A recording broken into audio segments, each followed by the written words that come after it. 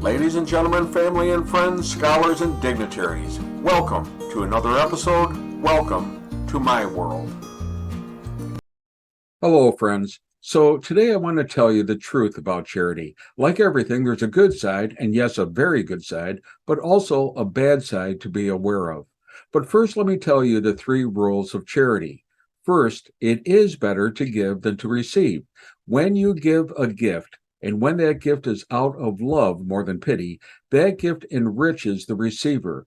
It enriches all of society, and it enriches you even more so because it supports your self-identity. It helps you feel more significant, and it is congruent with our purpose in life to help our brothers and sisters, especially in their day-to-day toils and troubles. And let me just say that virtually everyone has a need at some point in their life, and helping a person out when they are in need is one of the greatest blessings we can have. Second, and this is not a prosperity gospel, but it is true that you receive back more than you give. This is one of the unwritten laws of karma, that as we sow, so shall we reap. And I've seen others, again, who have given from their heart and who have found tremendous rewards later in life, sometimes in money returning to them, but even more often in returning favors and graces and blessings in ways that we can't even imagine. And the third finding about charity is that it is a sacrifice, and a sacrifice for the sake of others is a spiritual element and one that is missing in today's society, a society which is increasingly growing in self-service, greed, and in self-gratification. By making a sacrifice of giving something away instead of using it yourself or enjoying it, we're practicing self-denial, self-discipline, and restraint and self-control instead of luxury or indulgence or excess. So, from three different perspectives, charity is a positive for everyone. Now, the one downside of charity is that you need to know and trust the charity that you're giving to.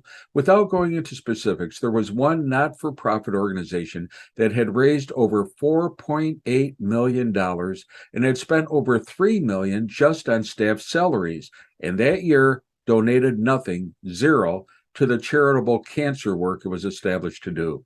And in another FBI case, several food programs received $65 million to feed the poor, and they siphoned off tens of millions of dollars to buy real estate, cars, to pad their salaries, and buy other personal items. Now, again, this is rare, but it happens. I know of another charity that was a very worthy cause, but spent 85.6% of the money they raised on the for-profit fundraising organization that sponsored them, again, leaving them very little money for the charity work for which they were chartered. And all those people who donated to that charity, well, if they knew how that money was spent, they never would have contributed again. Now, again, these are rare exceptions, but they do happen. So please do your due diligence. Just because an agency holds status as a not-for-profit agency doesn't mean that they will use your charitable donations the right way. Call and inquire as to how much of the donation actually goes into programming versus administration, overhead, or marketing and advertising, or check out the organization's standing at either GuideStar, Charity Navigator, GiveWell, or other charity monitoring organization. Be sure the charity uses your dollars wisely and efficiently. And finally, how much should you give? Well, it's up to you, but a general rule in religious circles is about 10% of your income.